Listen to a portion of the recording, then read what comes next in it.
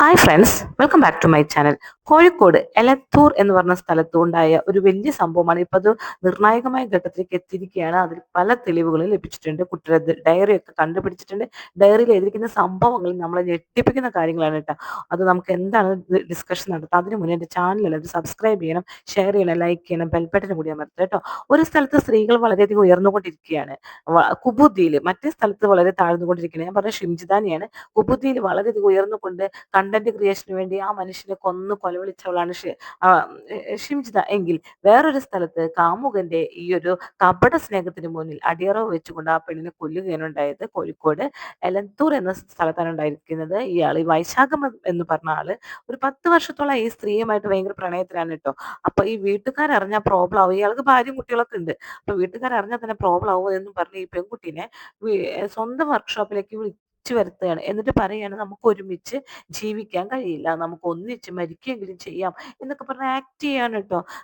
എൻ്റെ പൊന്നു മോളെ, എനിക്ക് നിന്നെ വിട്ട് പിരിയാൻ സാധിക്കില്ല, എനിക്ക് നീ തന്നെ വേണം എന്നൊക്കെ പറഞ്ഞ് കുറേ അങ്ങോട്ട് കപട നാടകം ഇളക്കിയപ്പോ ഈ പെൺകുട്ടി വിചാരിച്ചു, അയ്യോ ഇയാള് പറയുന്നതൊക്കെ കറക്റ്റാണ്. ശരിക്കും ഇവര് അകന്ന് കഴിയുകയായിരുന്നു ഇത്രയും കാലം. ഈ അകന്നു കഴിയുന്ന സമയത്ത് ഈ പെൺകുട്ടി ഡയറിയിൽ കുറെ കാര്യങ്ങൾ കുറിച്ചിട്ടുണ്ടായിരുന്നു. അത് ഇയാൾക്കറിയില്ല. പിന്നെ ഇയാള് വേറൊരു പെണ്ണുമായിട്ട് 10 വർഷം ഈ പെണ്ണിനെ ഇപ്പൊ ഇയാൾക്ക് മടുത്തു പോയിട്ടുണ്ടാവും കേട്ടോ. സ്വാഭാവികം. ഇങ്ങനെയുള്ള പെണ്ണുങ്ങളൊക്കെ ശ്രദ്ധിക്കണം. ഇങ്ങനെ അപരന്മാരെ പ്രാപിക്കാൻ വേണ്ടി പോകുന്ന സമയത്ത് അവർക്ക് കുറച്ചു കാലം കഴിഞ്ഞാൽ എന്താവും, മടുക്കുമെന്ന് മനസ്സിലാക്കണം. മനസ്സിലാക്കി കഴിഞ്ഞാൽ നമ്മൾ എന്ത് ചെയ്യണം, അങ്ങനെ പ്രാപിക്കാൻ പോകരുത്. മനസ്സിലാക്കി കഴിഞ്ഞാൽ അവിടെ നിന്ന് ഉടനെ തന്നെ മാറി നിൽക്കണം. അപ്പൊ ഇയാൾക്ക് മടുത്തു. അപ്പൊ വേറൊരു പെണ്ണുമായിട്ട് ഇയാള് സ്വാഭാവികമായിട്ട് വേറൊരു പെണ്ണിലേക്ക് ചാഞ്ഞു. സ്വന്തം ഭാര്യ മക്കളൊക്കെ വീട്ടിലുണ്ട്. ആ സമയത്ത് ഇവള് ഇതറിഞ്ഞു. അപ്പൊ ഇവൾക്ക് അസൂയ വരാതിരിക്കില്ല. എന്റെ സ്ഥാനമല്ലേ മറ്റുള്ള തട്ടിയെടുത്തത് എന്നും പറഞ്ഞുകൊണ്ട് ഇയാളെ ഭീഷണിപ്പെടുത്താൻ തുടങ്ങി. എന്ത് പറഞ്ഞിട്ട്, എന്നെ കല്യാണം കഴിച്ചില്ലെങ്കിൽ ഞാൻ എന്ത് ചെയ്യും, ഭാര്യയോട് എല്ലാ കാര്യങ്ങളും തുറന്നു പറയും എന്നൊക്കെ പറഞ്ഞു. അപ്പൊ ഇയാൾക്ക് ആ ഭീഷണി കേട്ടപ്പോ ഇയാൾക്കും പേടിയായി. അയ്യോ, ഇനി ഇവള് കാരണം പിന്നെ ഭാര്യ അറിയല്ലോ. ഭാര്യ ഇയാൾക്ക് ഭയങ്കര പേടി കേട്ടോ. അപ്പൊ ഭാര്യ അറിയല്ലോ എന്നും പേടിച്ചുകൊണ്ട് ഇയാൾ എന്ത് ചെയ്തു, മോളത് കാര്യം ചെയ്യ്, ചേട്ടന്റെ വർക്ക്ഷോപ്പിലേക്ക് വാ, നമുക്ക് പഴയ പോലെ തന്നെ ആവാം, വീട്ടുകാർ അറിഞ്ഞാലല്ലേ പ്രോബ്ലം ഉള്ളൂ, നമുക്ക് ഒന്നിച്ച് ജീവിക്കാൻ കഴിഞ്ഞിട്ട് നമുക്ക് ഒന്നിച്ച് മരിച്ചൂടെ, എന്റെ പൊന്നു മോള് വാ എന്നൊക്കെ പറഞ്ഞ് വിളിച്ചു വരുത്തി. അപ്പൊ ഈ പെൺകുട്ടിക്ക് അത്ര വയസ്സൊന്നുമില്ല. 16 വയസ്സ് മുതൽ ഇയാൾ പീഡിപ്പിച്ചു തുടങ്ങിയതാണ്. ഇഷ്ടം പീഡനം എന്ന് പറയാൻ പറ്റില്ല. ഈ കുട്ടിയുടെ സമ്മതപ്രകാരം തന്നെയായിരുന്നു. പക്ഷെ പോക്സോ കേസ് ഇയാൾക്ക് വന്നിട്ടുണ്ട്. കാരണം 16 വയസ്സ് മുതലാണല്ലോ, പ്രായപൂർത്തിയാക്കിയതിന് മുന്നേ ആയതുകൊണ്ട് തന്നെ പോക്സോ കേസ് ഇയാൾക്ക് കിട്ടിയിട്ടുണ്ട് കേട്ടോ. ആളെ സമ്മതപ്രകാരം, ഉഭയസമ്മതപ്രകാരമാണ് എങ്കിലും.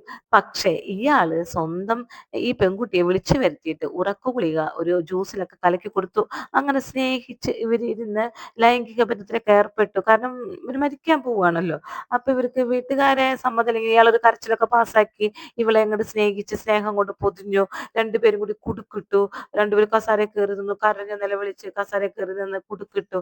കുടുക്കിട്ട് കഴിഞ്ഞപ്പോ ഇയാൾ എന്ത് ചെയ്തു, പതുക്കെ കുടുക്ക് കഴിച്ചു ചാടി. ഇവള് കുടുക്കിട്ട് മുറുക്കി ഇവനെ വിശ്വസിച്ചുകൊണ്ട് ചാടി ഇറങ്ങി ഇവളുടെ ആ സ്റ്റൂള് തട്ടിത്തെറിപ്പിച്ച് ഇവളെ അങ്ങോട്ട് മുക്കാഭാഗം ഇവളെ കൊന്നു. മുക്കാഭാഗം കൊന്നപ്പോഴാണ് ഇയാൾക്ക് വീണ്ടും ഒരു കാമം വന്നത്. ഇവള് ആ പെടയുന്നത് കണ്ടപ്പോൾ ഇയാൾക്ക് കാമാണ് വന്നത്. ഇയാൾ ചെകിട്ടത്തടിക്കണം. പെടയുന്നത് കണ്ടു കഴിഞ്ഞപ്പോൾ ഇയാൾക്ക് കാമം വന്നപ്പോൾ ഇയാൾ എന്ത് ചെയ്തു, ആ മുക്കാഭാഗം മരിച്ചു കിടക്കുന്ന ആ സ്ത്രീയെ കിടന്ന് പെട്ടഞ്ഞുകൊണ്ടിരിക്കുകയാണല്ലോ, അതിനെ കെട്ടഴിച്ച് താഴേക്ക് ഇറക്കി ഒന്നും കൂടി ഒന്ന് ബലാത്സംഗം ചെയ്തു. അവസാനമായിട്ട് പോവാണല്ലോ. അപ്പൊ ഈ ഉറക്ക ഗുളിക കഴിച്ചിട്ട് ഒന്ന് മയങ്ങിക്കിടക്കുന്ന ഒരു പെണ്ണായിരുന്നു. ആ ഒരു മയക്കത്തിലാണ് ഇവര് ഈ കയറിടുന്നതും ഇതൊക്കെ.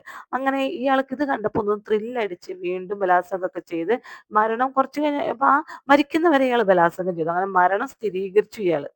സ്ഥിരീകരിച്ചിട്ട് പിന്നെ ഭാര്യനെ വിളിച്ചു, വീണ്ടും കെട്ടിത്തൂക്കി ഭാര്യനെയൊക്കെ വിളിച്ച് ഇയാള്, ഇങ്ങനെ ഒരു സ്ത്രീ നമ്മുടെ ഇതില് വന്ന ഇവരെ ബന്ധു തന്നെയാണ് കേട്ടോ ഈ പെൺകുട്ടി, അങ്ങനെ മരിച്ചിട്ടുണ്ടെന്ന് പറഞ്ഞ് സ്വന്തം ഭാര്യയെ വിളിച്ചു വരുത്തി ആശുപത്രിയിൽ കൊണ്ടുപോയി പേടിച്ചു വിറച്ച് കരയുന്ന പോലെയൊക്കെ കരഞ്ഞ് ഭാര്യയും കൊണ്ടുപോയി വേഗം വണ്ടിയിൽ കൊണ്ടുപോയി മരണമൊക്കെ സ്ഥിരീകരിച്ചു.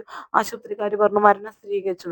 പക്ഷെ ഇയാളൊരു തെളിവ് അവശേഷിപ്പിച്ചു. ഇയാളുടെ സ്വന്തം വർക്ക്ഷോപ്പിലുള്ള ക്യാമറ കണ്ണുകൾ ഇയാൾ മാറ്റി വെച്ചിട്ടുണ്ടായിരുന്നില്ല. പിന്നീട് അയാൾക്ക് ഓർമ്മ വന്നത്. അപ്പൊ ഇയാളത് മാറ്റി വെക്കാൻ വേണ്ടി സ്വന്തം വർക്ക്ഷോപ്പിലേക്ക് ഓടി എത്തുമിക്കും. ഇതൊരു വലിയ കേസായല്ലോ. അപ്പൊ തന്നെ സ്വാഭാവിക മരണമല്ല. അതുപോലെ തന്നെ ഈ പെണ്ണിനെ മരിച്ചിട്ടാണ് ആശുപത്രി കൊണ്ടുവന്നിരിക്കുന്നത്, തൂങ്ങിയിട്ടാണ് മരിച്ചിരിക്കുന്നത്. അതുകൊണ്ട് തന്നെ പോലീസിനെ ആശുപത്രിക്കാരെ അറിയിച്ച് പോലീസ് ഉടനെ തന്നെ ഈ വൈശാഖന്റെ വർക്ക്ഷോപ്പ് സീൽ ചെയ്തിട്ടുണ്ടായിരുന്നു. വൈശാഖന് ഇതൊക്കെ ഒന്നും അറിയാതെ വർക്ക്ഷോപ്പിൽ പോയിട്ട് വേഗം ആ ക്യാമറ കണ്ണുകളൊക്കെ ഒന്ന് മറച്ചു വെക്കാം എന്നൊക്കെ വിചാരിച്ച് ഓടി ചെന്നപ്പിക്കും എന്തായി, പോലീസ് സീൽ വെച്ചു, ഇയാൾക്കൊന്നും ചെയ്യാൻ പറ്റില്ല. അങ്ങനെയാണ് ഈ ക്യാമറ കണ്ണുകൾ സത്യങ്ങൾ പറഞ്ഞത്. അപ്പോഴാണ് ഇയാളെ പിടിച്ചത്. ഇയാളെ പിടിച്ചപ്പോഴും ഇയാളെ കുറ്റമൊന്നും സമ്മതിച്ചില്ല. പക്ഷെ പെൺകുട്ടിയുടെ ഡയറി കിട്ടി. ഡയറി കിട്ടിയപ്പോഴാണ് മനസ്സിലായത് ശരിക്കും ഈ പെൺകുട്ടി ഇയാളുടെ ഒരു ബന്ധുവാണ്. വളരെ അടുത്ത ബന്ധുവാണ്.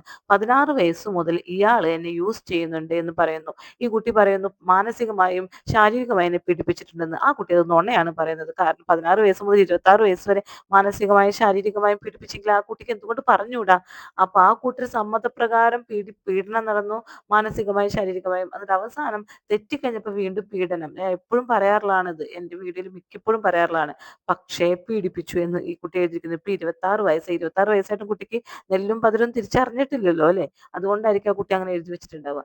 ഇനി വൈശാഖ് മറ്റൊരു സ്ത്രീയുമായിട്ട് ബന്ധമുണ്ടായിരുന്നു എന്നും കൂടി പറയുന്നു.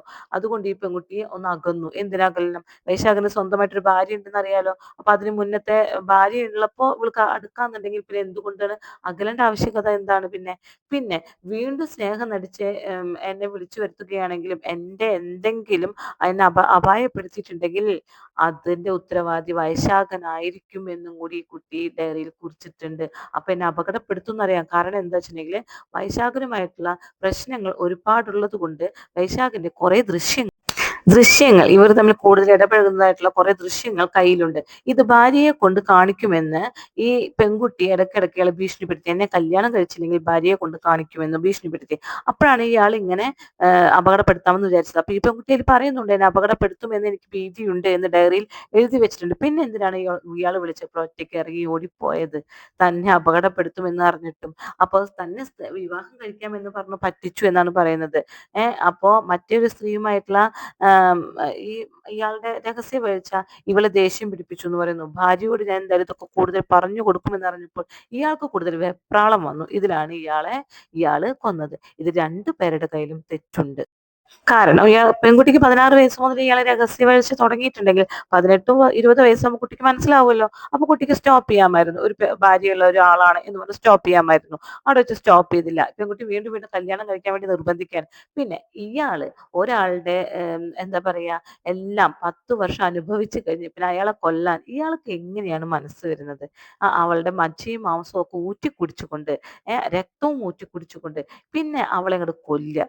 നല്ല പ്രവൃത്തിയാണ് ചെയ്യുന്നത്. അപ്പൊ ഇവനെയൊക്കെ കൊണ്ട് അവൾക്കത് മരിക്കേണ്ട വിധി അവൾക്കുള്ളത് തന്നെയാണ്. പക്ഷെ ഇവനെ കൊണ്ട് എന്ത് ചെയ്യണം? ഇവനെ കൊണ്ട് ജയിലിൽ ഒരിക്കലും പുറം ലോകം കാണിക്കരുത്.